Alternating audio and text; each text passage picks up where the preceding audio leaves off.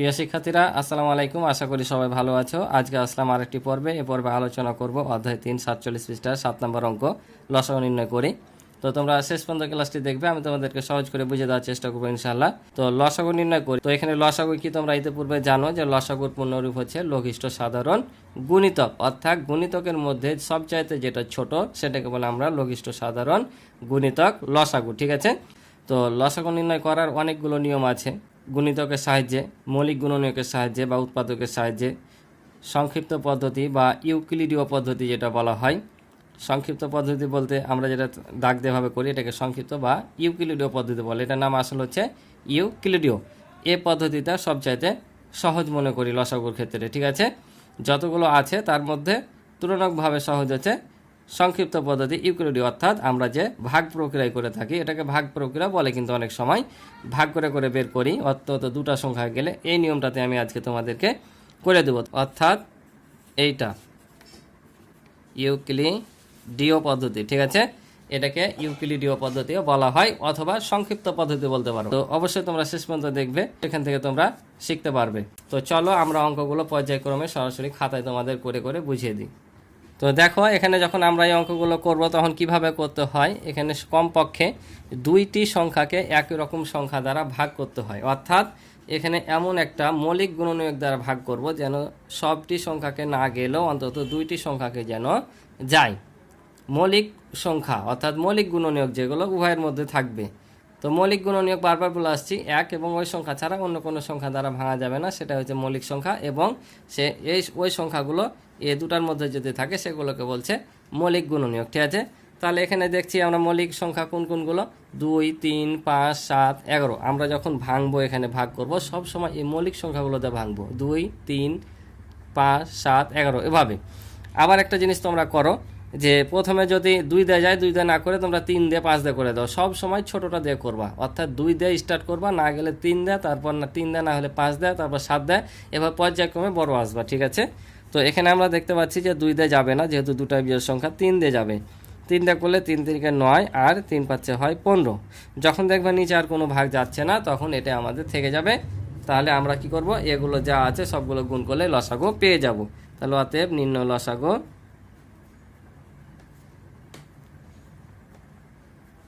তাহলে কি করব, এগুলো সবগুলোই গুণ করে নেব। 3 গুণিত 3 গুণিত 5 সমান সমান কত হবে, 3 3 9 আর 5 নাম 45। তাহলে আমাদের উত্তর হবে এইটা, অর্থাৎ 9 আর 15 লসাগু হচ্ছে 45। বুঝতে পারছো কি সহজ না? তো চলো পরেরগুলো করি, তাহলে পর্যায়ক্রমে আরও বুঝতে পারবা। তাহলে 2 নাম্বারটা দেখো, একটা জোড় আছে একটা বিজোড় আছে, এটাকে 2 দিয়ে যায়, কিন্তু এটা কি যায় না। আমরা বলেছি কমপক্ষে 2টা যাওয়া লাগবে, আর এখানে 2টা সংখ্যায় আছে, তাহলে 2 দিয়ে হবে না। 3 দিয়ে যদি করি তাহলে 3 8 24 হয়, 3 নাম 27 হয়, তার মানে 3 দিয়ে যাবে। তাহলে 3 8 24 আর 3 নাম 27। এবার দেখো তো আর কি যায় না। তাহলে আমরা এটিকে এখন গুণ করলে কি পাবো, আমাদের কাঙ্ক্ষিত লসাগু পেয়ে যাব। তাহলে অতএব নির্ণয় লসাগু, তাহলে আমরা কি করব, 3 গুণিত 8 গুণিত 9।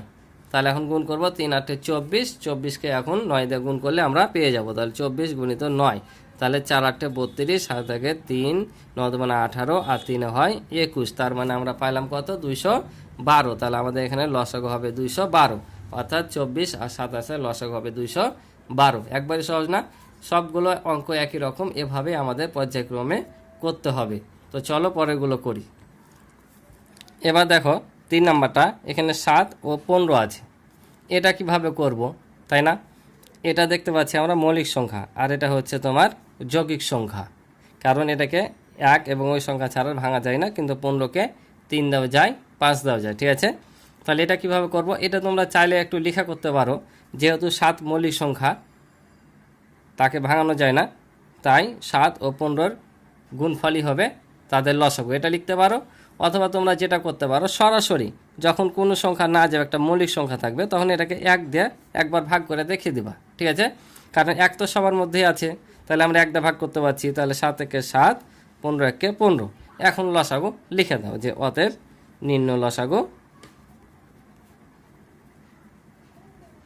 তাহলে এখানে কি গুণ করব, 7 আর 15 গুণ করে দিলে যেটা পাবো সেটাই, 7 15 115। 5, এই দুটার লসাগু হবে 105। বুঝতে পারছো? যখন এভাবে দেখবে একটা মৌলিক সংখ্যা আর একটা যৌগ সংখ্যা আছে, তখন 1 দিয়ে দেখিয়ে গুণ করে দেবা জাস্ট, তাহলে আর কিছু কথা লিখতে হবে না। তো চলো এবার পরেরগুলো দেখি। তো এবার দেখো 4 নাম্বারটা, এবার কত দিয়ে যায়? তাহলে আমরা বলেছি কমপক্ষে দুইটি সংখ্যাকে একই রকম সংখ্যা দ্বারা নিঃশেষে বিভাজ্য হতে হবে। তো আমরা দেখতে পাচ্ছি এখানে দুইটি জোড় সংখ্যা আছে, তার মানে 6 আর 12 দুই দ্বারা নিঃশেষে বিভাজ্য, তাহলে আমরা 2 দিয়ে নিব। তাহলে 3 দেবো না 6, যেটাকে ভাগ না যাবে সেটা কিন্তু নেমে যাবে, 9কে ভাগ যাবে না, 9 নেমে গেল, আর এখানে 6 দেবো না 12। এবার দেখো জোড় সংখ্যা মতো একটি আর 2 দিয়ে যাচ্ছে না, তাহলে কত দিয়ে নিব? 3 দিয়ে নিব, কারণ সবগুলোকে 3 দিয়ে যাচ্ছে, তাহলে 3 একে 3, 3 3কে 9, আর 3 দেবো না 6। এবার দেখো শেষেরগুলো মৌলিক হয়ে গেছে আর যাবে না, তাহলে আমরা এখন এগুলো গুণ করে নিব। তাহলে দেখো লিখলাম নির্ণয় লসাগু, তাহলে এগুলো আমরা সবগুলো গুণ করে দেবো। তাহলে কত পাবো? 3 দেবো না 6, 3 6 18, আর 18 দেবো না হয় 36। এটাই হবে আমাদের উত্তর। বুঝতে পারছো? তাহলে 6 9 12 এর লসাগু হচ্ছে 36, 6 9 12 দিয়ে এই 36 নিঃশেষে বিভাজ্য। এটা একটা জিনিস মনে রাখবা, যে লসাগুগুলো আমরা বের করি সে লসাগুটা প্রত্যেকটা এ সংখ্যা দ্বারা ভাগ হবে, ঠিক আছে? প্রতিটি সংখ্যা দ্বারাই এই সংখ্যাটা নিঃশেষে বিভাজ্য হবে। তো এবার আমরা 5 নাম্বার দেখি। তো দেখো তাহলে এখানে কত দিয়ে যাবে? প্রত্যেকটা জোড় সংখ্যা আছে, আমরা বুঝতে পারছি 2 দিয়ে যাবে, তাহলে 4 দেবো না 8, 6 দেবো না 12, 8 দেবো না 16। আবারও জোড় সংখ্যা আছে 2 দিয়ে যাবে, তাহলে 2 দেবো না 4, 3 দেবো না 6, 4 দেবো না 8। আবারও দেখো দুটা জোড় আছে, তাহলে 2 দিয়ে যাবে, 2 1 2, 3 দিয়ে যায় না, নেমে যাবে, 3 যায় না, নেমে গেল, আবার 2 দেবো না 4, আর কি যাচ্ছে? যায় না। তাহলে এখন এগুলো সব গুণ করলে আমরা লসাগু পেয়ে যাব। তাহলে দেখো আমরা এখানে কয়টা 2 পেয়েছি? 3 4 আর 3 একটা, 1 2 3 4 আর 3 একটা বসতে দিলাম, এখন গুণ করলে আমাদের হয়ে যাবে। তাহলে 2 দেবো না 4, 4 দেবো না 8, 3 8 24, 24 দেবো না হয় 72। তাহলে 72 হচ্ছে আমাদের উত্তর। বুঝতে পারছো? তাহলে এবার পরেরটা দেখো, এটা কত দিয়ে যায়? তাহলে এটা বলো তো এবার কত দিয়ে যাবে? 3টে জোড় সংখ্যা আছে, তার মানে 2 দিয়ে যাবে, তাহলে 2 দিয়ে করে নিই। 7কে যায় না, 7 নেমে যাবে, 5 দেবো না 10, 6 দেবো না 12, 7 দেবো না 14। এবার দেখো তো কত দিয়ে যায়? এখানে একটি মাত্র জোড় সংখ্যা আছে, 2 দেখি যাবে, যাবে না। 3 দেখি যাচ্ছে, এটাকে 3 দিয়ে যাচ্ছে কিন্তু বাকিগুলোকে যাচ্ছে না। 5 দেওয়া যাচ্ছে না, এটাকে 5 দিয়ে যায় কিন্তু বাকিগুলো যায় না। কমপক্ষে 2টাও যদি হতো তারপরে আমরা করতাম, কিন্তু যেহেতু হয় না সেহেতু আর যাবে না। আবার দেখো 7 দিয়ে, আর 4 6 এগুলো তো নিব না, বলেছি মৌলিক সংখ্যা দিয়ে নিব সবসময়, মৌলিক গুণনীয়ক। তাহলে দেখো এবার 7 হচ্ছে মৌলিক সংখ্যা, তো 7 দিয়ে কিন্তু 2টাকে যাচ্ছে, তার মানে এই 2টাকে আমরা কি করব? 7 দ্বারা ভাগ করব। তাহলে 7 একে 7, 5 যায় না, 5 নেমে যাবে, 6কে যায় না, 6 নেমে যাবে, আবার 7 একে 7।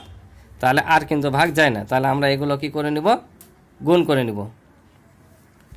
তাহলে দেখো লিখলাম নির্ণয় লসাগু, তাহলে এখন আমরা এগুলো সবগুলো গুণ করে নিয়েছি। 1 কিন্তু গুণ করার দরকার নাই, কারণ 1-এর সাথে আমরা যাই গুণ করি না কেন গুণফল সেটাই হয়, তাই 1 নেওয়ার দরকার নাই। তাহলে গুণ করো, 7 দেবো না 14, 5 14 হয় 77, 70কে যদি এখন 6 দিয়ে গুণ করি তাহলে শূন্যটা রেখে দাও, তাহলে 7 আর 6 গুণ করলে কত? 6 7 42। তাহলে আমাদের এখানে বসবে 42, আর 70-এর শূন্য বসিয়ে দেবো, তাহলে 420। উত্তর হলো 420। বুঝতে পারছো? একেবারে কিন্তু এগুলো সহজ অঙ্ক। তো চলো পরে আর 2টা আছে করে দিই। তো এবার 7 নাম্বারটা দেখো, তাহলে এখানে 6 8 12 16 আছে, তাহলে এবার কততে যাবে? আমরা দেখতে পাচ্ছি নর্মালি সবই জোড় সংখ্যা আছে, 2 দিয়ে যাবে, 3 দেবো না 6, 4 দেবো না 8, 6 দেবো না 12, 8 দেবো না 16।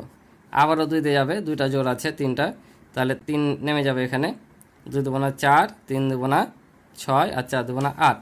আবারও দেখতে পাচ্ছি আমরা 2 দিয়ে যাচ্ছে, কারণ এই যে 2টা জোড় সংখ্যা আছে, তাহলে 3 নেমে যাবে, 2 1 2, 3 নেমে যাবে, 2 দেবো না 4। এবার দেখো 2 দাঁত যায় না, কারণ একটা এছাড়া 3 দিয়ে যাচ্ছে, দেখতে পাচ্ছি 2টা 3 আছে, তো 3 1 3, 1 3 1 3, আর এই 2 নেমে যাবে, ঠিক আছে? আর কি যাচ্ছে? যায় না। তাহলে আমরা একে সব গুণ করলে এই লসাগু পেয়ে যাব। তাহলে দেখো এখন আমরা এগুলো সব গুণ করে নিলাম, তাহলে গুণ যদি করি, 2 দেবো না 4, 4 দেবো না 8, 3 8 24, আর 24 দেবো না হয় 48। তাহলে 48 হবে এই সংখ্যাগুলোর কি লসাগু। আশা করি বুঝতে পারছো। তো চলো আর একটা অঙ্ক আছে করে দিই। তাহলে দেখো এবার কত দিয়ে যায়? আমরা সব সময় দেখবো জোড় সংখ্যা আছে কিনা, ঠিক আছে? জোড় সংখ্যা কীভাবে বুঝবো? যেগুলো শেষে 0 2 4 6 8 থাকবে সেগুলো হচ্ছে জোড় সংখ্যা।